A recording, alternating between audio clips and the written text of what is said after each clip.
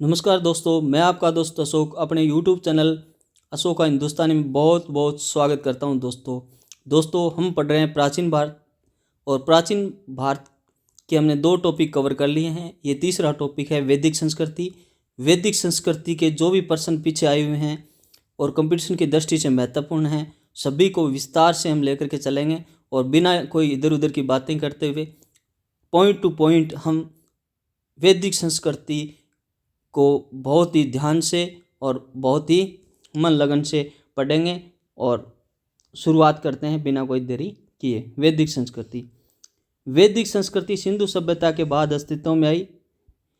इसकी जानकारी वेदों से मिलने के कारण इसे वैदिक संस्कृति कहा जाता है। ये नॉर्मल बात है कि सबसे पहले क्या सिंधु सभ्यता, और सिंधु सभ्यता के बाद वैदिक संस्कृति। और जो वैदिक संस्कृति है इसको वेदों से मिलने के कारण वैदिक संस्कृति कहते हैं। वैदिक काल को 2 भागों में बांटा जाता है। ऋग्वेदिक काल, जिसका टाइम पीरियड 1500 ईसा पूर्व से 1000 ईसा पूर्व है, और उत्तर वैदिक काल, जिसका टाइम पीरियड 1000 से 600 ईसा पूर्व है। तो ये नॉर्मल बात है जो अपने को याद रहती है, 1500 से 1000 और 1000 से 600। ऋग्वेदिक काल का यह काल विंटरनित्ज जैन द्वारा निर्धारित किया गया, यानी विंटरनित्ज जो विद्वान थे उन्होंने इसका काल निर्धारण किया है। ये बात याद रखनी है। क्या नाम है? विंटरनित्ज। सिंधु सभ्यता शहरी थी, जबकि वैदिक सभ्यता क्या थी? ग्रामीण थी। ये याद रखना है। सिंधु सभ्यता और वैदिक सभ्यता में क्या अंतर हो गया? वो शहरी थी और ये ग्रामीण थी। ऋग्वेदिक संस्कृति ग्रामीण, पशुपालन आधारित व राजतंत्रीय थी। ग्रामीण तो थी, इसके साथ पशुपालन करते थे, और ये राजतंत्रीय थी, यानी राजा यहाँ पर शासन करता था। और ऋग्वेदिक आर्य घुमक्कड़ जीवन व्यतीत करते थे, यानी घूम घूम कर जीवन अपना व्यापन करते थे, पशुपालन रखते थे। इसका यदि मुख्य व्यवसाय पूछे तो पशुपालन आएगा।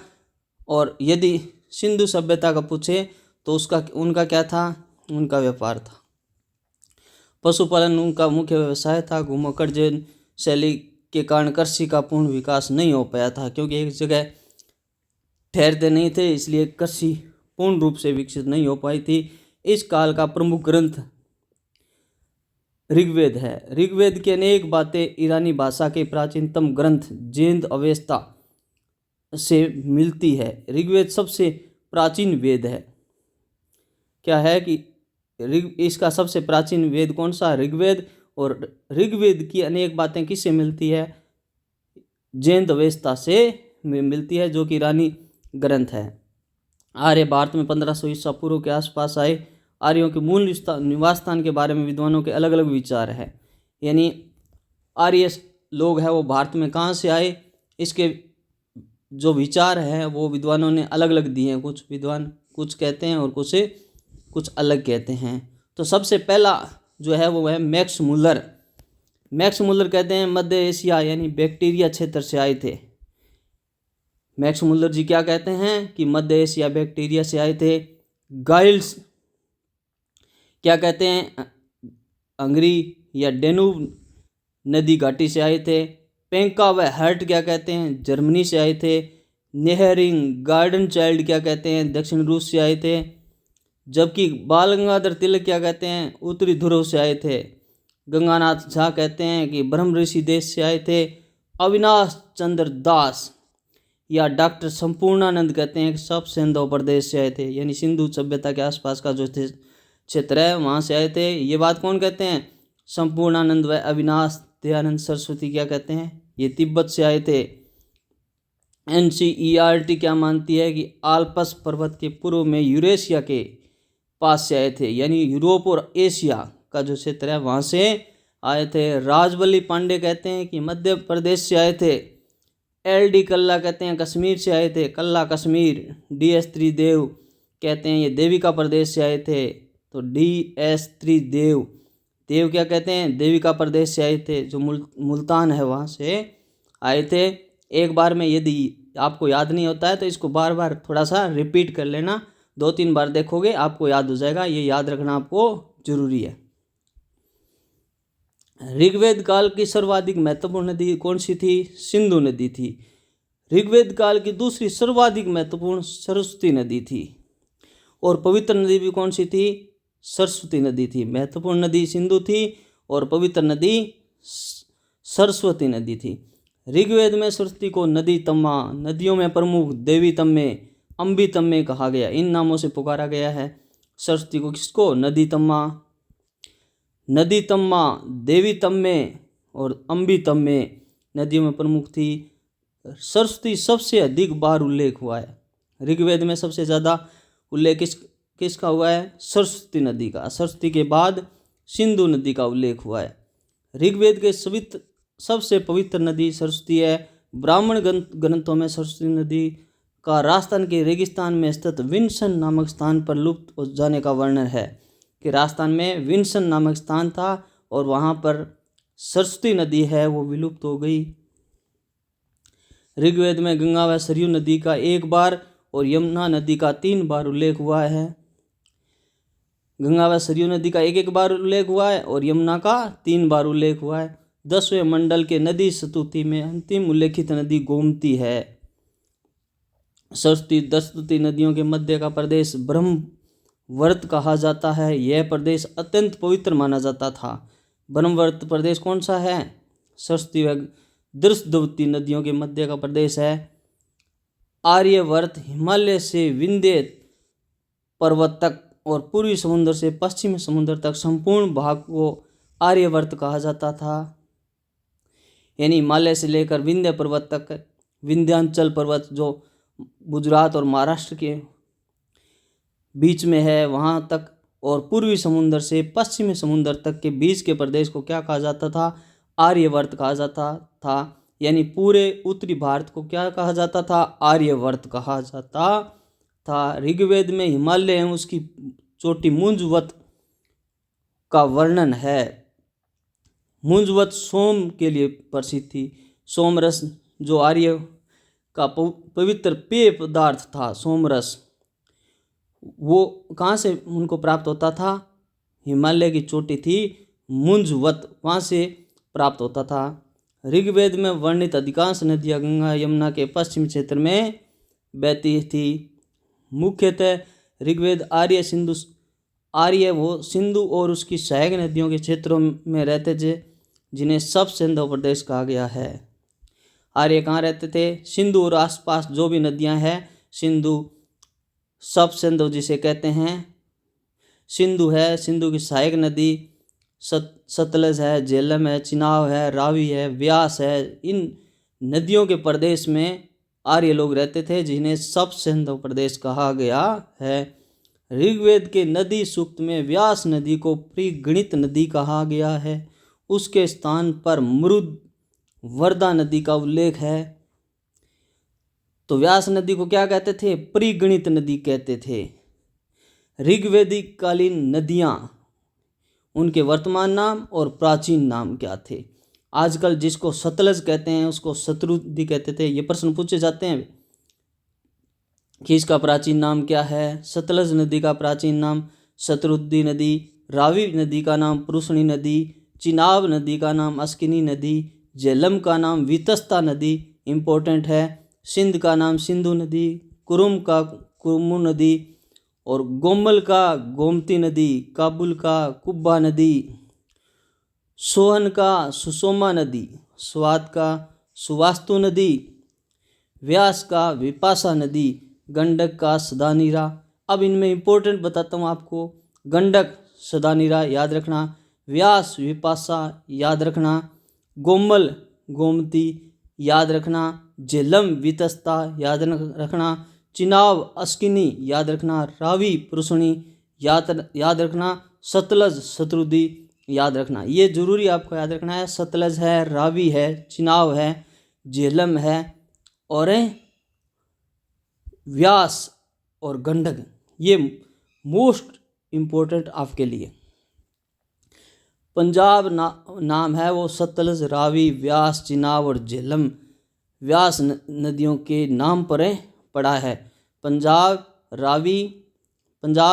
सतलज, रावी, चिनाब, झेलम और व्यास नदियों के नाम पर पड़ा है।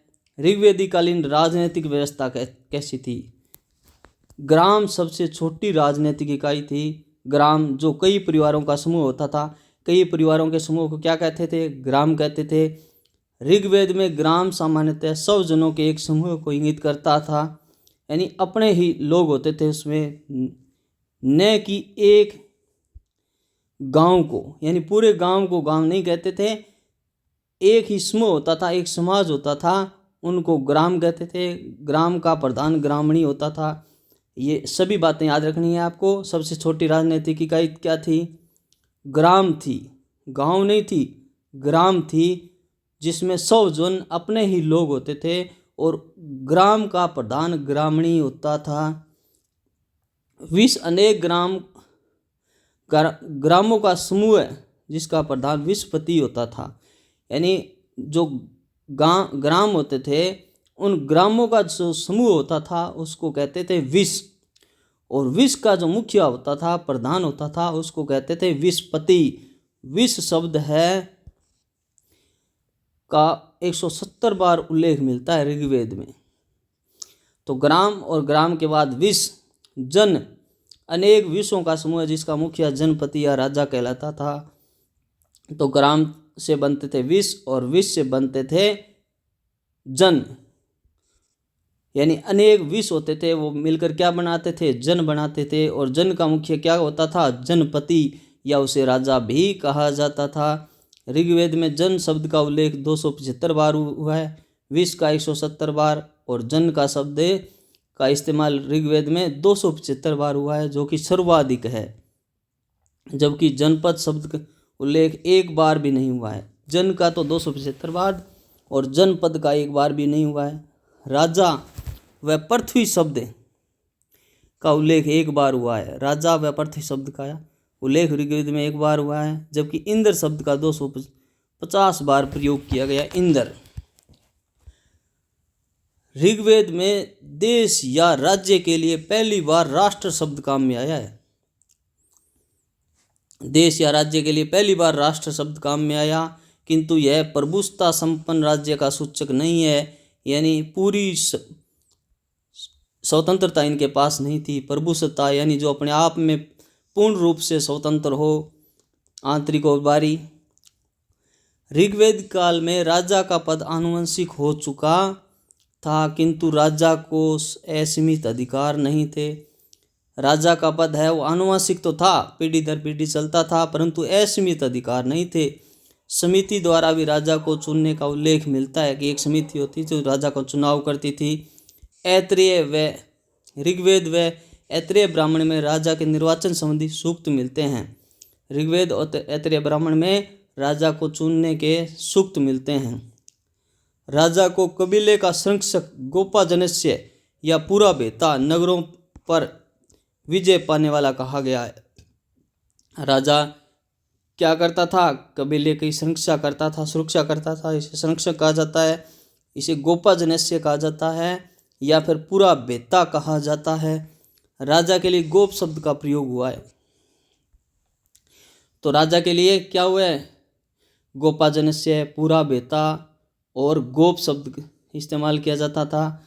ऋग्वेद में राजा कबीलाई मुखिया होता था, यानी अपने कबीले का ही मुखिया होता था।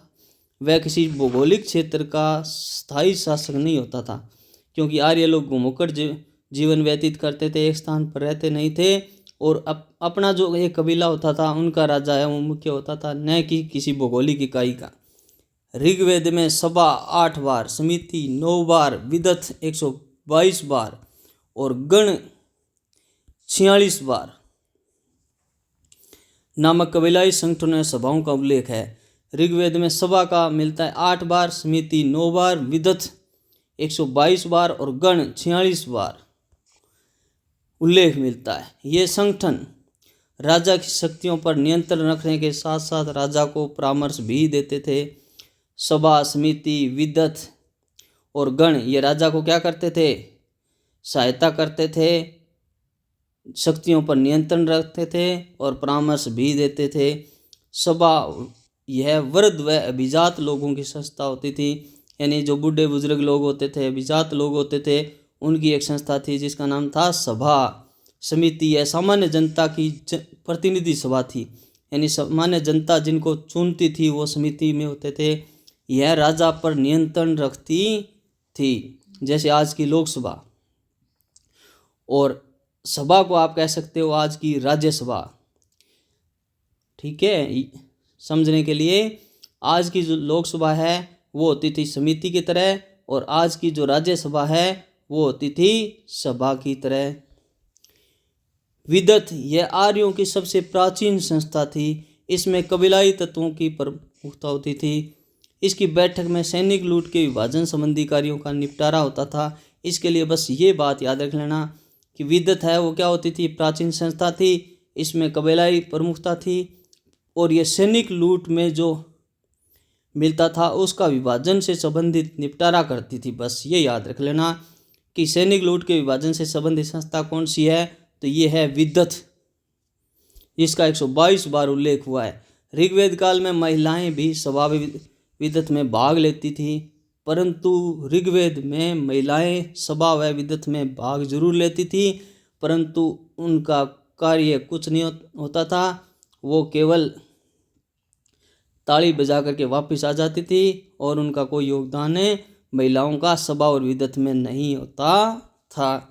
इस काल में राजा भूमि का स्वामी नहीं अपितु युद्ध का स्वामी होता था। तो ऋग्वेद काल में राजा भूमि का स्वामी नहीं तो किसका होता था, युद्ध का स्वामी होता था।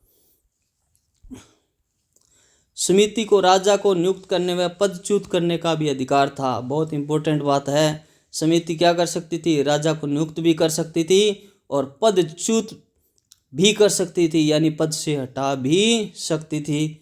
ऋग्वेद में वर्णित शरद, व्रत, गण संभवतः सैन्य इकाइयाँ होती थी, यानी सेना की इकाइयाँ है ये क्या, शरद, व्रत और गण। विशेषकर याद रखना, शरद, व्रत और गण किसकी इकाइयाँ है, सैन्य इकाइयाँ है। ऋग्वेद में इंद्र को पुरंदर कहा गया है, यानी जो दुर्ग होते थे उनको तोड़ने वाले को क्या कहा गया है, पुरंदर। इंद्र को पुरंदर कहा गया है। ऋग्वेद के 8वें मंडल में पुरुषणी यानी रावी नदी के तट पर लड़े गए 10 राज युद्ध का वर्णन है। यह युद्ध भरत वंश के राजा सुदास तथा अन्य 10 राजाओं के समूह के बीच हुआ था। मोस्ट इम्पोर्टेंट, ऋग्वेद के 8वें मंडल में, कौन से मंडल में, 8वें मंडल में, कौन सी नदी पर, पुरुषणी या रावी नदी पर। सब कुछ पूछा जाता है कि कौन से मंडल में, 8वें मंडल में, कौन सी नदी पर, रावी नदी पर, जिसका नाम क्या, पुरुषणी नदी। युद्ध का नाम क्या, 10 राज युद्ध, 10 राग युद्ध। और किन के बीच में लड़ा गया, भरत वंश के राजा सुदास और अन्य 10 राजाओं के समूह के बीच लड़ा गया। 10 राजाओं में 5 आर्य और 5 आर्यतर राजा थे। इनका नेतृत्व कौन कर रहा था, पुरुजन का राजा कर रहा था। जो आर्यतर राजा थे उनमें पुरुजन का राजा कर रहा था। 5 आर्य कबीले या जन कौन से थे, मोस्ट इम्पोर्टेंट है, बहुत बार पूछा जाता है कि इनमें से कौन सा जो इस कबीले में नहीं था। तो याद रखना, पुरु, यदु, तुर्वस, अनु, धुर्यु, इन्हें पंचजन्य कहा गया है। तो पंचजन्य में कौन सा शामिल नहीं था, ये 2015 में पूछा गया था। इनमें याद रखना, पुरु, यदु, तुर्वस, अनु और ध्रुयु आपको याद रखने हैं। 5 कौन कौन से थे पंचजन्य के अंदर, 5 आर्य कबीले के अंदर। तो पुरु, यदु, तुर्वस, अनु, ध्रुयु, ये 5 आर्य थे। और 5 आर्यतर कौन थे, शिव, फक्त या फाथुन भी कहते हैं इसके। तो शिव, पक्त, अलिन्ना, भालना और विषाणीन, ये 5 आर्यतर थे। तो बालना है उसको बलानस भी कहते हैं, परंतु आप याद रखो, शिव, पक्त, अलिन्ना, बलना। अलिन्ना बलना 2 हो गए, विषाणीन 3 हो गए, शिव जो आपको याद ही रह जाता है, और पक्त शिव जो शिव शंकर भगवान से याद रह जाता है। अलिन्ना बलना याद रखने में सरल है, और शिव से याद रख लो विष, क्योंकि शिव विष पान कर लेते हैं, तो विषाणीन। और याद रखना आपको अकेला पक्त, पाथ्युन। तो शिव, अलिन्ना बलना, विषाणीन और पक्त, ये क्या थे, आर्यतर थे। अब ये 10 राज युद्ध के बारे में बताया गया है कि ये क्यों लड़ा गया था। 10 राज युद्ध में भरत जन के राजा सुदास का पुरोहित वशिष्ठ था। 10 राज युद्ध में भरत जन के राजा सुदास का पुरोहित वशिष्ठ था।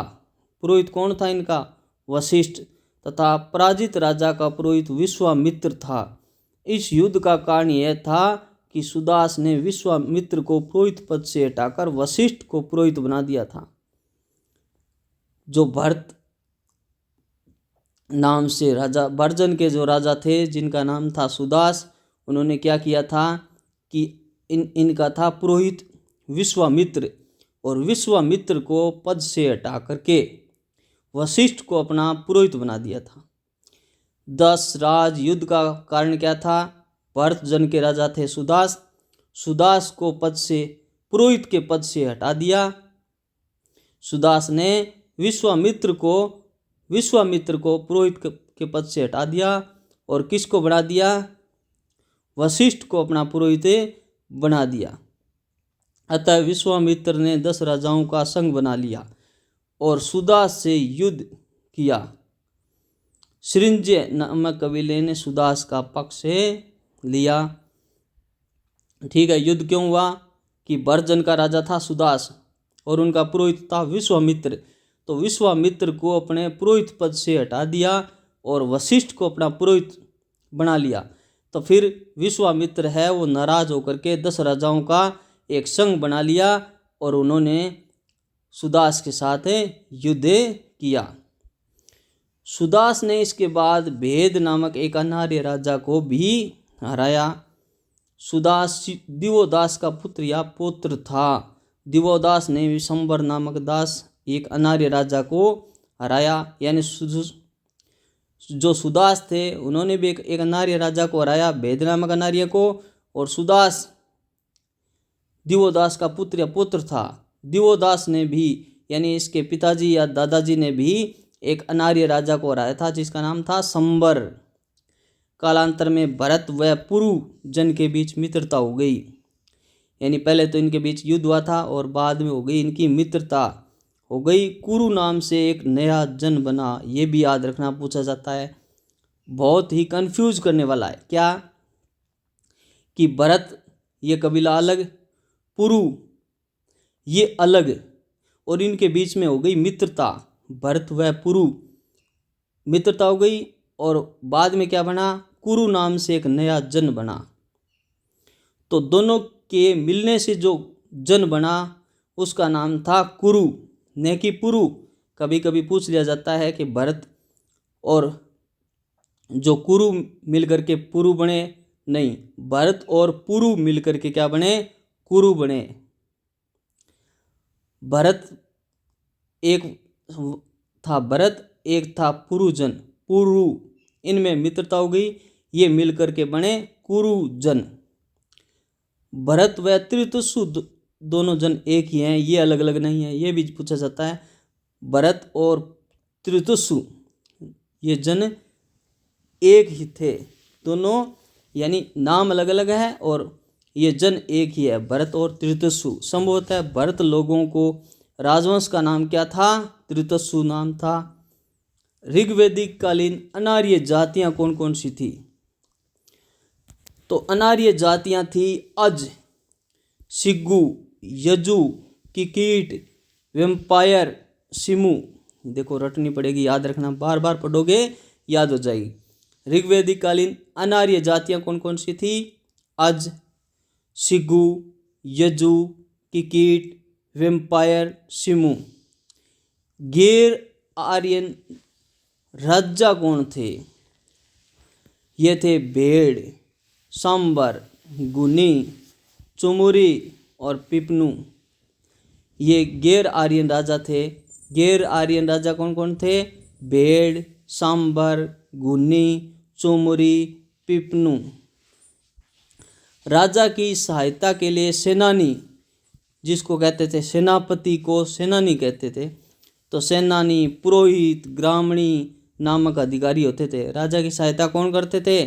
सेनापति या सेनानी करता था, पुरोहित करता था और ग्रामणी करता था। पुरोहित का पद प्राय वंशानुगत होता था, यानी राजा की तरह पीढ़ी दर पीढ़ी चलता था। पुरोहित सबसे प्रमुख पदाधिकारी होता था। अन्य पदाधिकारियों में क्या थे? सूत, रथकार, करमार थे। इन्हें रत्नीन कहा जाता था। इन जो अन्य पदाधिकारी थे इनको क्या कहा जाता? रत्नीन। रत्नीन राज्याभिषेक के अवसर पर उपस्थित होते थे। जब राजा का राज्याभिषेक होता था तो रत्नीन उपस्थित होते थे। राजा सहित कुल 12 रत्नीन होते थे। तो 12 रत्नीन कौन होते थे? राजा होता था, सेनानी होता था, पुरोहित होता था, राजकुमार होता था, महिषी जिसे रानी या पटरानी कहते थे, सूत या रथ सेना का नायक होता था, से इसे सूत कहा जाता था, ग्रामणी गांव का मालिक होता था, छता प्रतिहारी होता था, संग्रहिता कोषाध्यक्ष होता था और भागदूत अर्थ मंत्री होता था। अक्षवाप पासे खेल में राजा का सहयोगी होता था। जब पासा खेला जाता था तो राजा का सहयोगी होता था, जिसे अक्षवाप कहते हैं। और पालागल जिसे राजा का मित्र कहते हैं। ये सब 12 रत्नीन होते थे जो राजा के राज्याभिषेक के अवसर पर राजा के साथ होते थे। वापिस रिपीट करते हैं। राजा, सेनानी, पुरोहित, राजकुमार, महिषी, सूत, ग्रामणी, छता, संग्रहिता, भागदूत, अक्षवाप और पालागल। समिति के सभापति को ईशान कहा जाता था। याद रखना, समिति का जो सभापति होता था उसे ईशान कहा जाता था। पूरब यह दुर्गपति होता था। सपस ये जनता की गतिविधियों को देखने वाले गुप्तचर होते थे। तो गुप्तचरों को क्या कहा जाता था? सपस कहा जाता था। ब्राजपति यह गोचर भूमि का अधिकारी होता था। गोचर भूमि के अधिकारी को ब्राजपति। कुल्लप यह परिवार का मुखिया होता था। तो परिवार का मुखिया कौन होता था? कुल्लप होता था। प्रश्नविनाक वैदिककालीन न्यायाधीश होता था। जो वैदिककालीन न्यायाधीश होते थे उन्हें क्या कहते थे? प्रश्नविनाक। ऋग्वेद में चृष्णु शब्द का प्रयोग हुआ है। यह संभवतः दुर्ग गिराने का एक इंजन होता था। तो दुर्ग गिराने के इंजन को क्या कहते थे? चृष्णु कहते थे। गायों की चोरी को रोकने के लिए गुप्तचर भी रखते थे। सामाजिक जीवन कैसा था? ऋग्वेदिककालीन आर्यों का आर्य समाज पितृसत्तात्मक परिवार था, यानी मातृसत्तात्मक नहीं था। पिता ही सर्वे सर्वा होता था। पिता की संपत्ति का पुत्र को उत्तराधिकारी होता था। पिता की संपत्ति जैसे आजकल होता है उत्तराधिकारी पुत्र होता था। नारी को भी माता के रूप में पर्याप्त सम्मान था। धार्मिक अनुष्ठानों में पत्नी भी अनिवार्य रूप से भाग लेती थी। संयुक्त परिवार प्रथा प्रचलित थी। ऋग्वेद के अंतिम काल में वर्ण व्यवस्था के चिन्ह दृष्टिगोचर होते हैं, यानी वर्ण व्यवस्था बाद में आई। ऋग्वेद के 10वें मंडल के पुरुष सूक्त में विराट पुरुष द्वारा चारों वर्षों की उत्पत्ति का वर्णन मिलता है।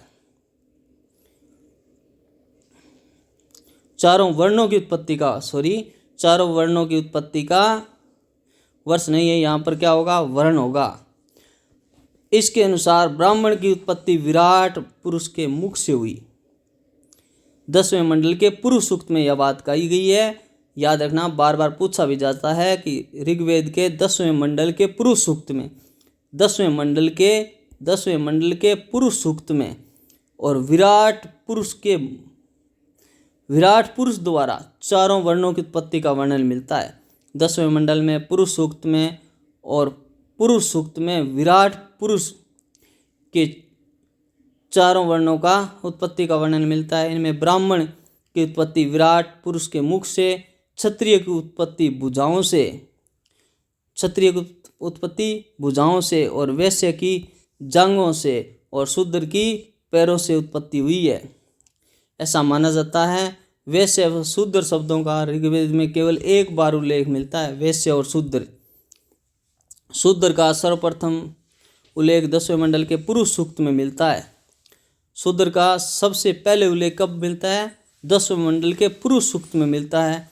प्रारंभ में तो 3 वर्णों का उल्लेख मिलता है। पुरुष सूक्त उस समय उद्भूत हुई सामाजिक संरचना का धार्मिक अनुमोदन करता है।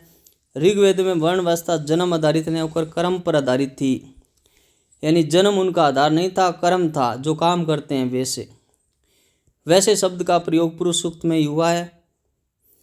वैश्य शब्द था ना, वैश्य, वैसे नहीं वैश्य, शेष ग्रंथ में 20 शब्द मिलता है। ऋग्वेद में एक ऋषि कहता है, मैं कवि हूँ, मेरा पिता वेद है, मेरी माता अन्न पीसने वाली है, साधन भिन्न है परंतु सभी धन की कामना करते हैं। यहाँ पर कहने का मतलब है कि ये जो कर्म पर आधारित ऋग्वेद चलता था, यानी जो जैसे कर्म करते थे। ऋग्वेद में वर्ण शब्द रंग के अर्थ में तथा कहीं कहीं व्यवसाय के चयन के अर्थ में प्रयुक्त हुआ है। तो वर्ण किसको कहते हैं? या तो रंग के लिए या फिर कहीं व्यवसाय के लिए। ऋग्वेद काल में दास प्रथा का प्रचलन था। दासों के बारे में कहा गया है कि वे न तो अग्नि में अभिदान करते थे और न ही इंद्र व हवा के पक्षपाती होते थे। आर्य विशेष अवसरों पर मांस व मदिरा सोमरस का प्रयोग भी करते थे। आर्य लोग 3 प्रकार के वस्त्र पहनते थे, याद रखना, अधोवस्त्र, उत्तरीय और अधिवास। अधोवस्त्र, उत्तरीय और अधिवास। सिर पर उसनीय यानी पगड़ी धारण करते थे। उसनीय किसे कहते हैं? पगड़ी को। ऋग्वेद में अनुलोम विवाह के उदाहरण मिलते हैं। अनुलोम के भी मिलते हैं और प्रतिलोम के भी मिलते हैं। तो अनुलोम विवाह के 2 उदाहरण दे रखे हैं। ब्राह्मण विमद और राजकुमारी थी कामदू का विवाह, यानी ये विमद था, ये ब्राह्मण था, और राजकुमारी थी वो क्षत्रिय थी, इनका विवाह हुआ था, जिसको अनुलोम विवाह कहते थे। अनुलोम विवाह किसे कहते थे? यानी निम्न कुल की लड़की हो और उच्च कुल का क्या हो? लड़का हो, तो उसे अनुलोम विवाह कहते थे। तो राजकुमारी थी क्षत्रिय और राजकुमार था ब्राह्मण। ब्राह्मण का नाम था विमद, राजकुमारी का नाम था कामदू। इनका जो विवाह हुआ वो अनुलोम विवाह था। और एक ब्राह्मण जो ऋषि था वो था श्यासव, और जो राजा रथ वीति की कन्या दार्म्य का विवाह हुआ था, वो भी अनुलोम विवाह था। प्रतिलोम विवाह किसे कहते हैं? जब लड़का निम्न कुल का हो और लड़की उच्च कुल की हो तो उसे प्रतिलोम विवाह कहते थे। तो प्रतिलोम विवाह का उदाहरण है, महर्षि शुक्राचार्य की पुत्री थी देवयानी और इसने विवाह किया था राजा ययाति के साथ।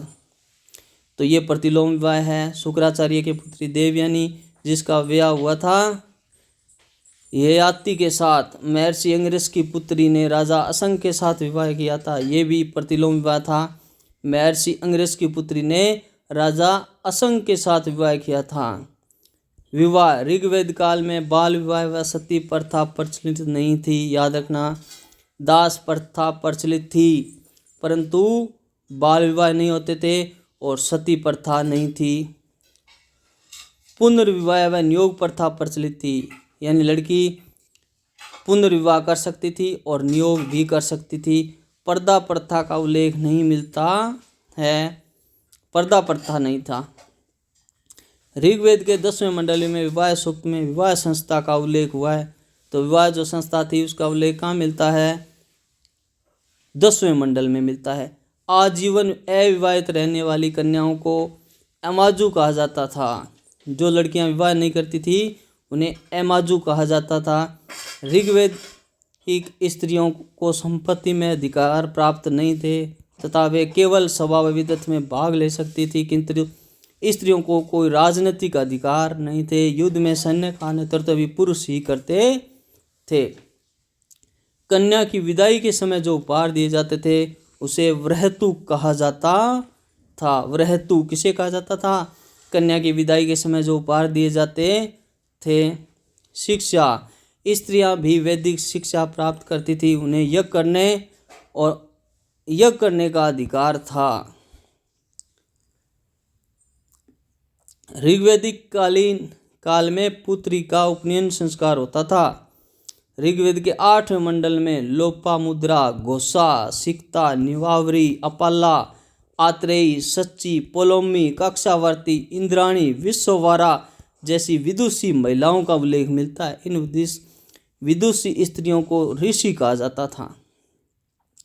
तो ऋग्वेद के 8वें मंडल में लोपामुद्रा, घोषा, सिकता, निवावरी, अपाला, आत्रेयी, सची, पोलोमी, काक्षावर्ती, इंद्राणी और विश्ववारा जैसी विदुषी महिलाओं का उल्लेख मिलता है। लोपामुद्रा विदर्भ राज की पुत्री व अगस्त्य ऋषि की पत्नी थी। शिक्षा गुरुकुल में दी जाती थी और मौखिक होती थी। ऋग्वेद के 10 वर्ग का उल्लेख हुआ है। ऋग्वेद में किसका? 10 वर्ग का। 10 को अदेवयु यानी देवताओं में श्रद्धा न रखने वाले, अब्राह्मण वेदों को न मानने वाले, अन्य व्रत वेदिकोत्तर व्रतों का मानने वाले, अयजवन यज्ञ न करने वाले कहा गया है।